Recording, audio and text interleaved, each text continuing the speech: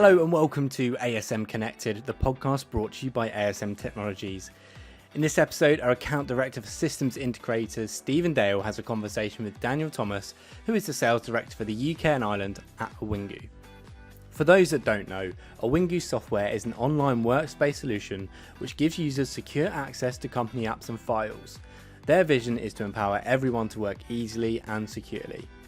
Let's not waste any more time and get right into this episode.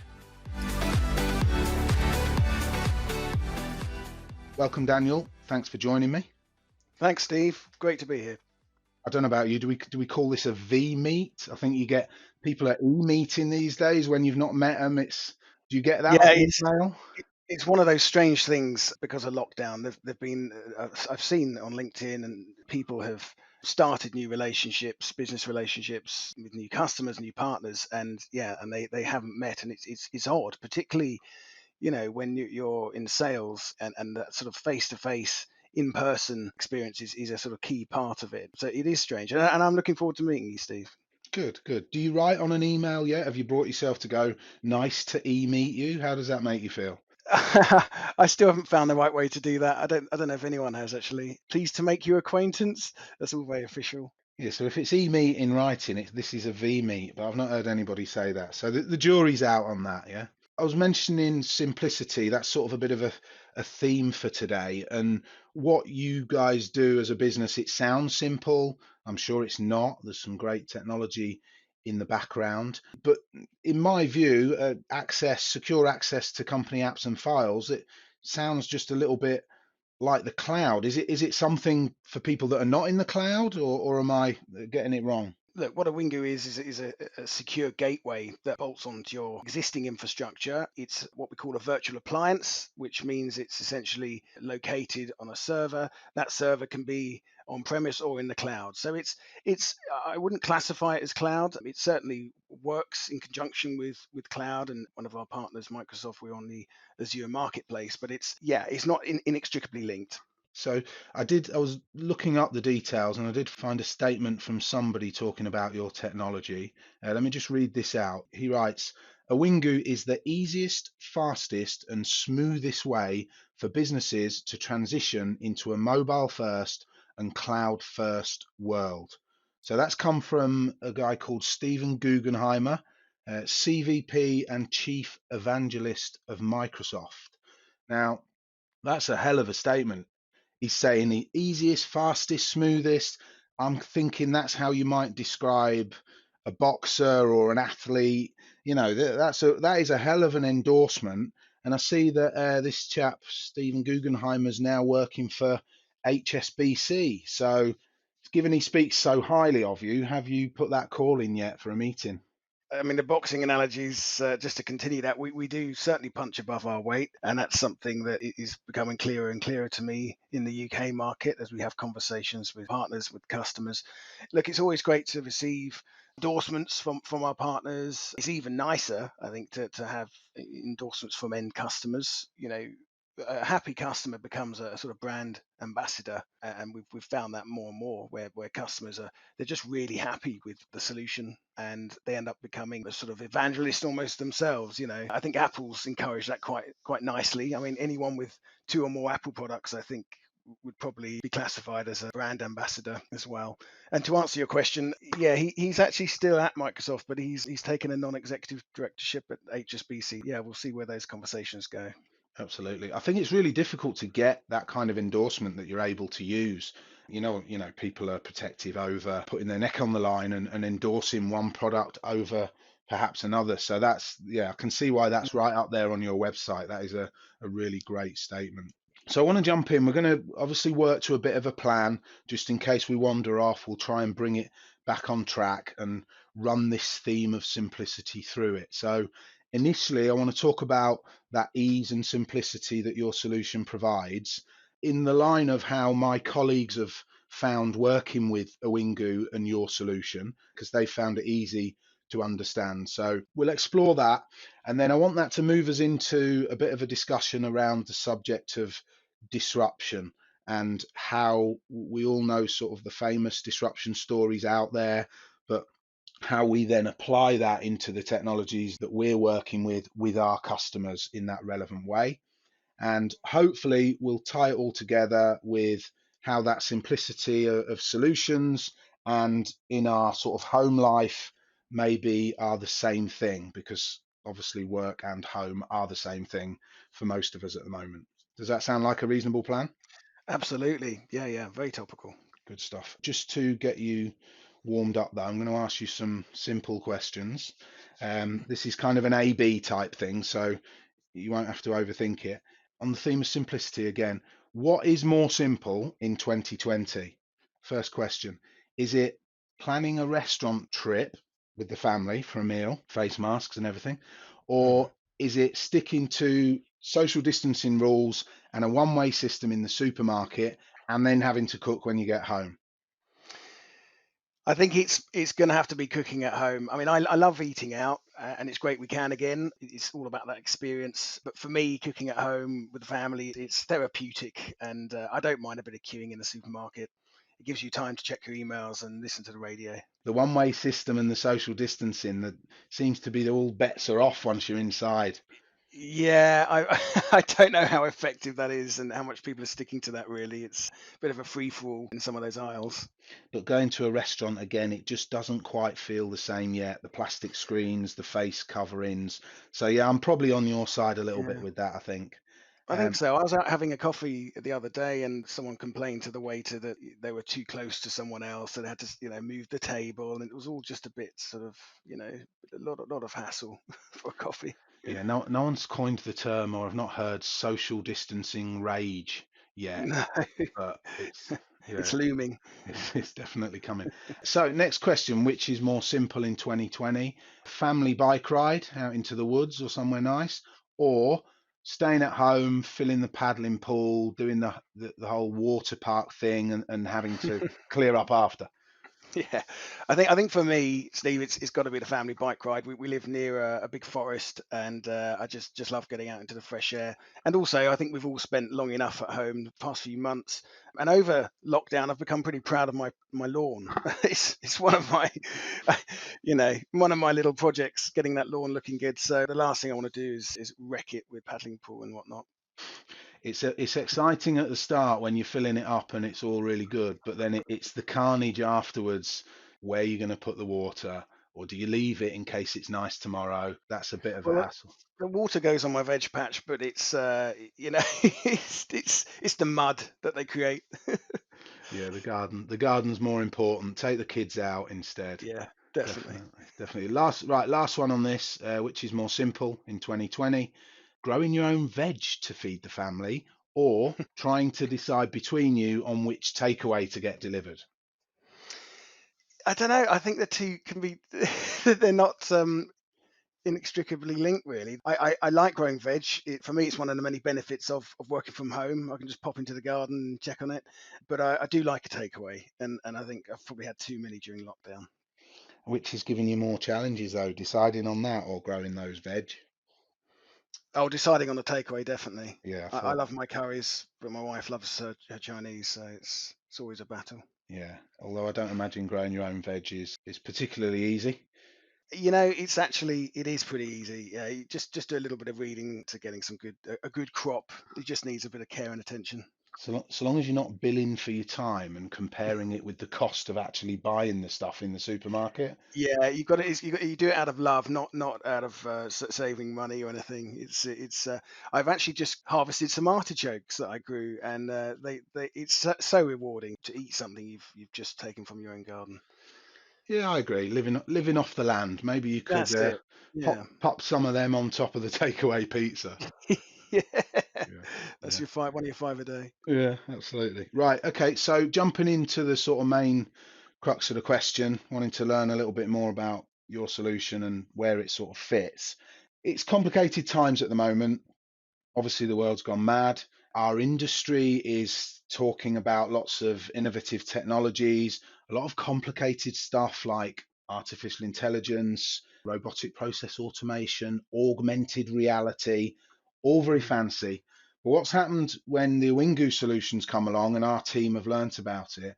They've really embraced that simplicity of your messaging, of what it does and the problem it solves. And I wanted to ask you, is that simplicity, is it something that is new as a focus for your business, or has it always been Awingu's goal and method? I mean, the business has been going just under 10 years. Most definitely, our ethos and our mission has always been focused around that sort of simplicity, ease of use. Life's complex enough, and we're sort of making sure that our product is not a cause of stress or anxiety. Fundamentally, no one wants unnecessary complexity in their life. So yeah, that's something that's been running through Wingu since the start. So is it one product that delivers that access? It's that dialing into the app and what you would normally get if you were in the office. Is that it? One product? Sort of spoil that simplicity as you go, oh, we've got another add-on and another add-on. Mm. No, and that's it. So it's one single product. When you buy an Awingu license, that's exactly what you're doing. You one product. There's no menu of options, modules, components. You need this and that to make that work. Again, that's just unnecessary complexity. You have a Wingu, and it comes with a whole host of features, a huge load of security features like multi-factor authentication built in, so on and so forth. It's one thing, and that's what another thing people like. It's all in one turnkey solution. Off you go. Well, yeah, I think that's why my colleagues have sort of seen it as a breath of fresh air, really. Even the pricing model is simple. You can have your subscription, or you can just buy it outright like we all used to do, and that's it. Don't make it any more complicated, yeah? That's right. Yeah. Now I'm still quite shocked actually when I look at, particularly in the tech sector, certain vendors, large and small, more the large ones. When it comes to looking at their price lists, it's just trying to get your head around, what you'd actually need to buy. I don't know. I don't know why they create that kind of barrier to selling it. Why make it hard for people to buy? It doesn't make sense to me. Yeah, I wonder if that complexity just builds. A lot of these big companies, they go out and acquire another piece of technology that's maybe come with a different license structure. Do they just evolve into that complexity, or maybe by design they want to confuse you so that they can steer you down a particular path? Yeah, I think there's a bit of both in there. You're right. I think some big businesses that have had lots of acquisitions over the years, they've been going several decades. That complexity, unfortunately, is hard to escape from. And I think that is something where we win. We're young and agile and fresh and new. We're born in the cloud, and it's something the sort of slower, more lumbering beasts out there simply can't achieve just due to their size. And I do remember when I worked in media, actually, just talking about intentionally having a complex price structure. That is something it is a tactic done, definitely, where we used to have, for advertising, we used to have a really overly complicated structure for the pricing, and it would basically purposely be designed that way so that it would force customers to contact you directly, which is obviously what you want to do, Yeah, have that conversation. we see that a lot. So we produce software catalogs to feed the regularly purchased software products into our customer's system through integration or a price list. And sometimes you go, yeah, let's put this publisher in. We've sold their product a little bit. Let's add them in, see what interest we get. And there's 1,400 SKUs just for that one publisher. You're suddenly just clogging up the price feed. And even if a customer or a user wanted to tap into that and say, right, I just want to order one more license, it's a little bit of a minefield as to what Yeah, they need. So then you have to yeah. engage, it's not as hands free, and it defeats the object of having a price feed. So, yeah, I don't know how many SKUs you've got, but I think it'll be easy for us to get it into our catalogs for sure. I mean, we have one, really. You could argue we have two because of the perpetual and subscription models, but that's it. And actually, I do find when we're talking to, again, both partners, new partners and new end customers, I think sometimes people are quite wary if something seems too simple when they're expecting complexity. That can actually make them quite sort of question whether the quality of what they're looking to buy, the sort of legitimacy of it. So it's an interesting one to get around. It's a really effective, solid product. We've made it really simple, and some people find that sort of a little hard to digest. Well, hang on, well, if it's great, why isn't it more complicated? Yeah, I've never thought of it like that. Edge your bets for the doubters out there that think it's too good to be true, this simplicity. Just have a chat with those, and I think most people will welcome that simplicity. So I was actually watched a couple of TED Talks online about simplicity, knowing that this was a theme of what we were talking about, and it's generally interesting to me.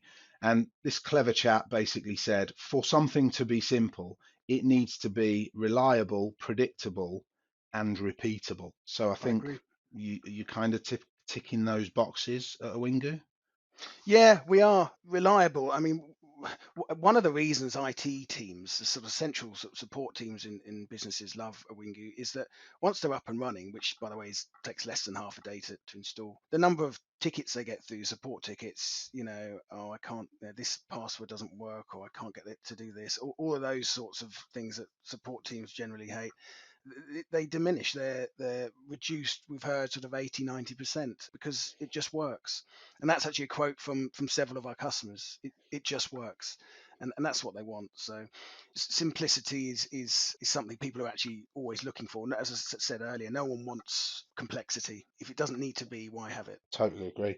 And I think it's that's got me thinking about this whole disruptor piece. So sometimes disruptive technologies or disruptive ideas are built around simplicity, but it might not always be easy to think of something coming along that, it saves people money, to think of it as disruptive in the same way as we do other stuff. So when you think about disruption out there, technology wise, what springs to mind for me is things like Netflix, Uber, Airbnb. I would say my favorite that I use probably more than the others is Monzo Bank. I think it's a great disruptive company.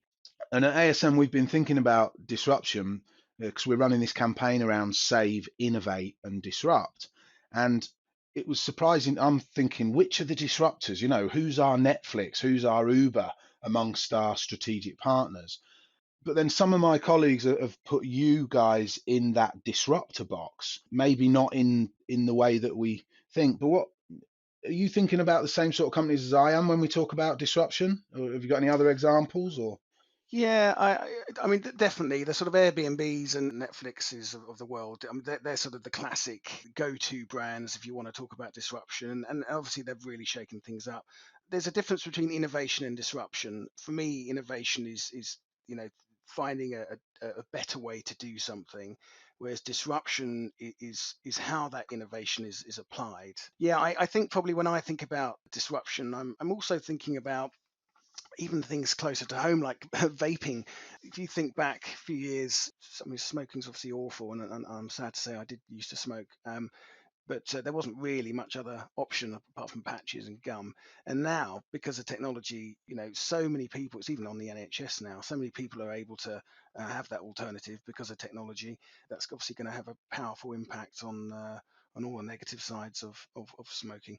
And then, yeah, I guess another one would be, and I've got a little bit of experience in this, is the sort of virtual reality, augmented reality side of things. Again, the innovation was there before COVID, but I think the disruption probably comes, where how that was applied, and obviously, that was sort of forced disruption. Essentially, that's what COVID's done. So I think about estate agents using virtual reality to give virtual showings, and certain players in the tourism market using it to sort of show people around an ancient ruin or whatever it might be. That sort of innovation interests me as much as the sort of big headline stuff. yeah, you've dropped on something that I guess that's why we're talking about disruption at the moment. Everybody's known about these disruptive stories, but since the virus, we've been forced into that disruption, which has focused on those different areas.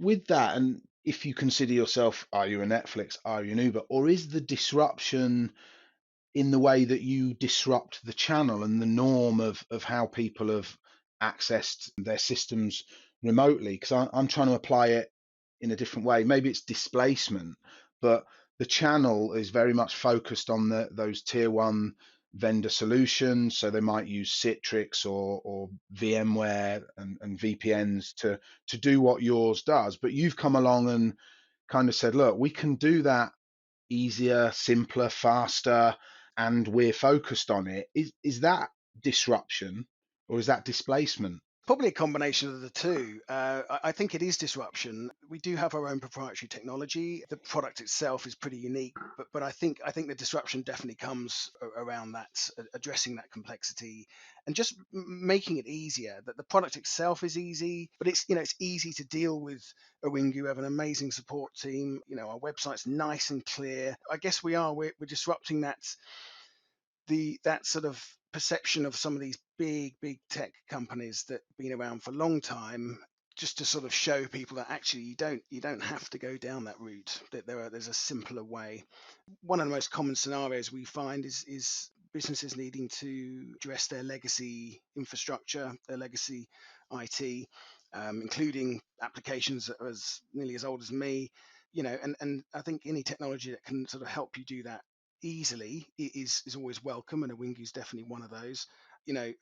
When I think about certain businesses, the amount of money they're spending needlessly every year with some of the big names, it's sort of, you just think maybe actually someone needs to take a step back and look at it. And we are finding that, again, COVID has definitely been a driver of this, where cost cutting is high on the agenda now. It just is. Pretty much every industry's been affected. Yeah, exactly. It definitely, I know it ticks that savings box for us, without a shadow of a doubt. And I guess looking back at some of those disruptive companies like Monzo Bank, they took a problem and they wanted to make it easier for people. They built their solution around the user experience. And I'm trying to sort of work out how you came into the market as a disruptor. Do you know if your company started with, there's some technology out there that does this, let's take it and do it better and do it more simple? Or did you come at the whole thing with, let's start from scratch and build something to solve a problem, but with the user in mind first? Do you know how it evolved into what it is now?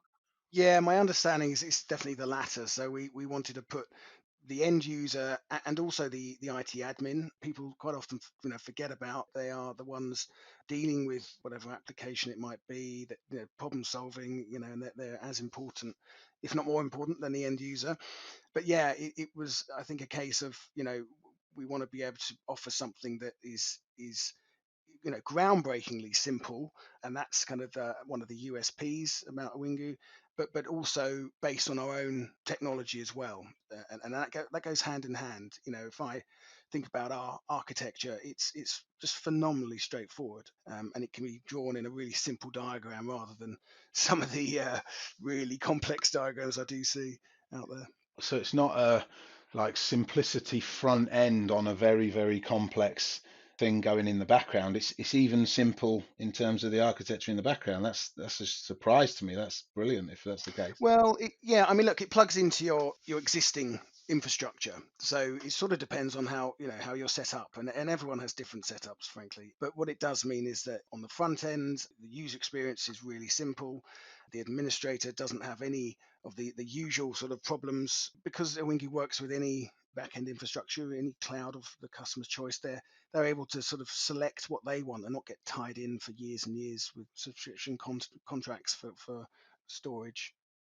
Yeah, I think that's why my colleagues have taken it on, and I know between us we've got some great conversations going out there, Yeah, going on with yeah. the customer base. People are picking up on that, and if our guys, if salespeople and customer relationship people can pick up on the simplicity and can describe how the solution works and what it does, then it gets the conversations going. I think we've had some early successes with that, and yeah, I look forward to developing some of those conversations out with the customers. Yeah, definitely. No, likewise, Steve. No, I mean, I've actually been blown away how well it's been received, but by the channel generally. And we're already talking with some pretty big brands, so that's hugely exciting. And we're headquartered in Belgium, in Ghent, and the UK and Ireland markets are relatively new for us, but I'm excited about the next few months and going into next year. Great, plenty to go at. I've worked in the channel for quite a long time, and yeah, something simple comes along, I think people are going to jump on board. So I'm looking forward to seeing that build out. And that just sort of moves us along nicely, actually, into this whole idea of simplicity and finding solutions that we can understand and communicate. I don't know if it's in just in these times or if it's always been the case that, if you can make it easier for us to go out there and do our jobs, that sort of simplicity is what we're looking for, and that makes it successful. And I think that does tie into wanting a simple life in general. A little Dicky bird tells me that you may have just had a significant birthday. Uh, and I don't know if getting to a certain age gives you that desire for a simple life, or does everybody want a simple life at home and a simple life at work? Has that always been different, or is it all coming together now? What, you I know? think, yeah, that's a really interesting point. I think, I mean, certainly, I recently turned 40, and that kind of it allows you to have a bit more perspective on things. I've recently discovered mindfulness as well, whereas you'd asked me that 10 years ago, I would have just laughed at you. So it's sort of, I mean, certainly for me, I think, having a nice, simple life, it's, stress free is the goal. I think it's everyone's goal. We're living in a society, in a workplace now that it's almost sort of non-stop. And I think people are also recognizing at the same time that health is, health, mental health, well-being is right up there and should be right up there on the priority list. And it's great actually in recent times that's sort of become, far higher on the agenda. So I think, having that sort of simplicity thing is about keeping life simple so you can be effective, enjoy your work, but also knowing how to switch off, when to switch off, and actually enjoying your downtime too. Maybe it is when you get to a certain age that you desire that simplicity. But I think people have often separated their home and work life. So we can often work in complicated organizations selling complicated products. And I wonder if that pushes us to desire that simplicity at home, and we can keep the two separate. You shut the door on work, you leave the office, and you go home, and you strive the simplicity that you may not have experienced throughout your day in work. But I'm wondering if this crossover, now that we're working from home, or more of us are working from home than were before, can we push some of that desire for simplicity back the other way and say, look, this is what I want at home. I also want it in the workplace now. So, let's simplify everything, please. Is that, does that something you think we can progress with, or Yeah, I think so. I think so. I mean, people are calling it the sort of working from home revolution. I don't know if it is quite that, but certainly far more people now have discovered what it's like to work from home. The majority of people I speak to like it. Some people would like to do a combination of work from home and time in the office. There are some people who really miss the office, and I do understand that the sort of the environment, the banter, being able to, as you say, sort of close the door and it switch off and finish work for the day. If you're striving for simplicity in both work and personal life, and the two are kind of coming closer together in a good or bad way, then I think there is inevitably going to be, that one's going to affect the other. And I think as long as people kind of make sure they still are able to switch off. I mean, there's a whole list of advice on LinkedIn, on many websites, on best practice for working from home. But as long as people can kind of make sure they get that balance right, I think actually that simplicity is something that is positively affecting work and that way of working. hopefully us 40 plus year olds can leave behind us a more simple working world for the younger generation to enjoy. Yeah, you'd Uh, hope so. I mean, I read sometimes about millennials who I do think get a bad rap actually, but how they're disruptors in their own right because they're demanding to work certain hours or not certain hours or on certain devices or whatever that they feel empowered to be able to sort of to work how they want to, whereas I think probably maybe our generation didn't perhaps feel as empowered as that. So you make a good point, because the millennials are brought up in the generation of, if you want a lift, you just go on an app and an Uber turns up, and the Netflix generation. And if your first bank account is Monzo, then you think, wow, this financial management thing's really easy. So yeah, they're hopefully they'll look at a complex problem or something that's done overcomplicated, and go, look, let's simplify it. I want it to be more like Google or shopping on Amazon. So yeah, I think we can rely on them to come and call us out on the complexity that we've created. But let's not give up on ourselves being able to influence this yet, Daniel. I think there's time and there's hope for us. Yeah, I'd agree, Steve. I'd agree. So I think that's a good place to sort of sum up, really. And in the spirit of things, I think I would keep a summary simple. I think, based on my experience with Awingu and talking to you, I think if we can focus on a single problem and develop a solution that's easy to communicate, then I think people are always going to appreciate that simplicity. So that's what I'm sort of taking from this. And grow your own veg to put on your takeaway pizza.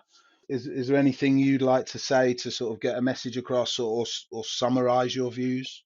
I think you summed up nicely. I think my main point to mention is that simplicity doesn't necessarily mean inferiority. More and more, actually, there's examples where simplicity can prove to be as effective, often more effective than a more complex solution.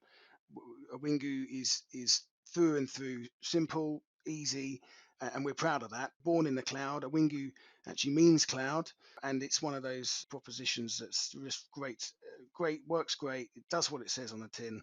So it's something we'd love you to get in touch about. Yeah, that's a great summary, great ending. Look, I've really enjoyed speaking to you, Daniel. Thanks for joining us. I know everybody's busy at the moment, so I really appreciate your time. Thanks very much, Steve. No problem. One last thing, you've just mentioned that Awingu means cloud.